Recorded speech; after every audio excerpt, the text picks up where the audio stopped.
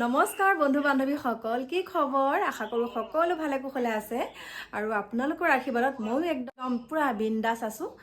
ঘৰতে আছোঁ, যিহেতুকে ডাৱৰীয়া বতৰ একদম মানে কি বুলি ক'ম আৰু এনেকুৱা বৰষুণ, ৰাতিপুৱাৰ পৰা বৰষুণ। কিবা নাইকিয়া কৰি দিলা নেকি?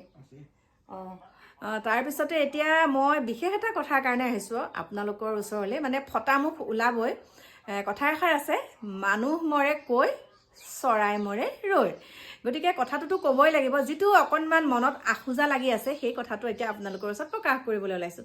প্ৰথম কথা হৈছে মানুহৰ সহনশীলতা, মানুহৰ দয়া মমতা আৰু বয়োজ্যেষ্ঠৰ প্ৰতি মানুহৰ সন্মান, মেইন কথাটো হৈছে।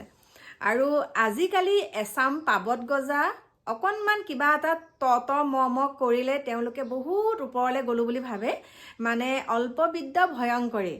আৰু মানে মানুহক মানুহ বুলি জ্ঞানেই নকৰে, মানুহক মানুহ বুলি মানে তেওঁলোকে মানে নাই আৰু তেওঁতকৈ ওপৰ কোনো নাইকিয়া। আজি কথা এটা আপোনালোকক ক'বলৈ ওলাইছোঁ। মই পটককৈ এটা বাতৰি পালোঁ। বাতৰিটোত হৈছে আমাৰ একাংশৰ পৰিচিত, সকলোৰে পৰিচিত বুলি নকওঁ, কাৰণ আমি কিছুমান কথাত কি কওঁ জানেনে? বন্ধ কৰাচোন অকণমান। আমি কি কওঁ গম পাইছেনে? যে সকলোৰে পৰিচিত এগৰাকী আমুক, এগৰাকী তামুক, তেনেকৈ ক'লে বহুতে কয় আমি দেখোন চিনিয়ে নাপাওঁ। ঠিক তেনেকৈ আমাৰ মাজৰ পৰা ঢুকাই গৈছে ৰাজীৱ শদিয়া ডাঙৰীয়া, তেওঁৰ ক্ষেত্ৰতো তেনেকেই হৈছিলে। সকলোৱে চিনি পায় বুলি যেতিয়া একাংশ বাতৰিত ওলাইছিলে, তেতিয়া বহুতে প্ৰতিক্ৰিয়া কৰিছিলে যে আমি দেখোন চিনিয়ে নাপাওঁ, একাংশই চিনি নাপাওঁ বুলি কয়। সেইকাৰণে এতিয়া ময়ো আপোনালোকক কৈছোঁ, সকলোৰে পৰিচিত নহয়, একাংশৰ পৰিচিত এগৰাকী কণ্ঠশিল্পী। সেই শিল্পীগৰাকীয়ে কেনেকুৱাখিনি আচৰণ কৰিছে। আৰু আমি এটা কথা কওঁ, মানুহ যেতিয়া বয়স হৈ আহে মানুহৰ, তেতিয়া মানুহৰ অকণমান একদম আগৰ সেইটো ষ্ট্ৰেংথ কেনেকৈ থাকিব ন? সেইখিনি মানুহৰ বুজি পাব লাগে যে আমি কওঁ আৰু বয়স হৈ আহিছে, মানুহজন হ'বই আৰু এনেকুৱা।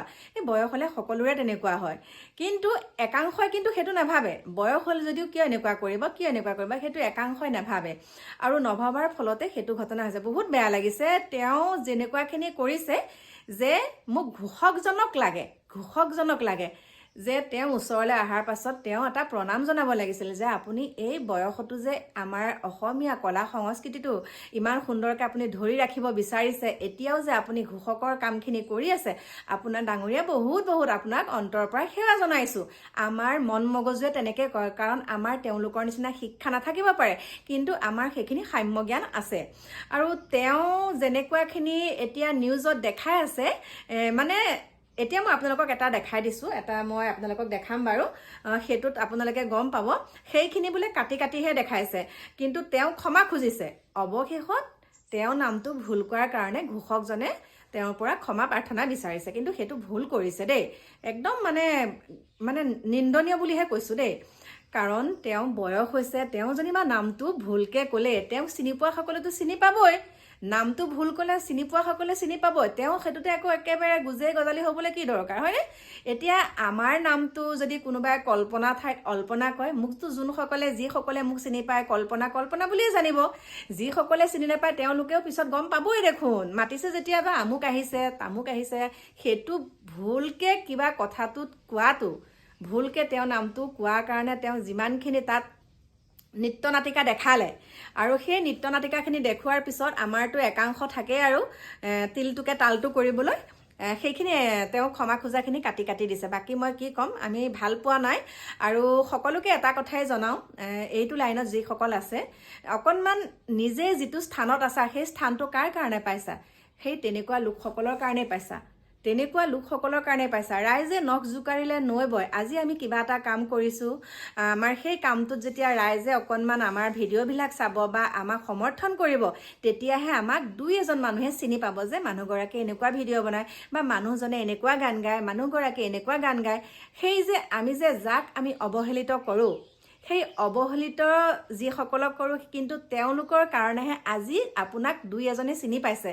আপুনি কিবা এটা ভালকৈ আপুনি গাব জানে, কিন্তু আপুনি গাব জনাৰ সময়ত কি হয়, কিবা এটা কাম কৰিব জানিলেই যে আপুনি অকল সেইটো জানে, আপোনাতকৈ যে ওপৰত একো নাই, মই বৰ ভাৱটো একদম বেয়া। অতি গৰ্ব হতালংকা। গতিকে মই কিনো ক'ম, বেয়া পাইছোঁ আৰু সকলোৱে সাৱধান হোৱা উচিত। এটা কথাৰ কাৰণেই কৈছোঁ যে আজিকালি যোনেই নহওক, কিছুমান ভিডিঅ' ক্ৰিয়েটৰো আছে, কিছুমান ভিডিঅ' ক্ৰিয়েটৰ আছে মানে আপোনাৰ কম ফলোৱাৰ্ছ আছে নহয়, আপুনি যদি তেওঁ মাতবোল কৰে নহয়, তেওঁ কিবা মুখখন উফুন্দোৱা কৰিব, কিবা এটা কৰিব যে মাতিবলৈ নিবিচাৰিবই। পাইছোঁ ন, নিজৰ প্ৰেক্টিকেলৰ ফালৰ পৰা পাইছোঁ, নিজৰ অভিজ্ঞতাৰ ফালৰ পৰা পাইছোঁ। মানুহক মানুহ বুলি জ্ঞান নকৰে। আৰু কিছুমান আছে, আমাৰ নগাঁৱৰ এজন মাজতে মই পাইছিলোঁ, আপোনালোকক মই কৈছিলোঁ, মণিৰাম দেৱান টেট চেণ্টাৰত পাইছিলোঁ মই তেখেতক। আৰু তেখেত আমাৰ নগাঁৱৰে হয়, অভিনেতা, কিন্তু তেওঁ মুখৰ যিটো ভাষা, যেনেকুৱা মুখৰ মানে তেওঁ বডি লেংগুৱেজটো যেনেকুৱা, আচৰণবিলাক গম পোৱা যায় ন।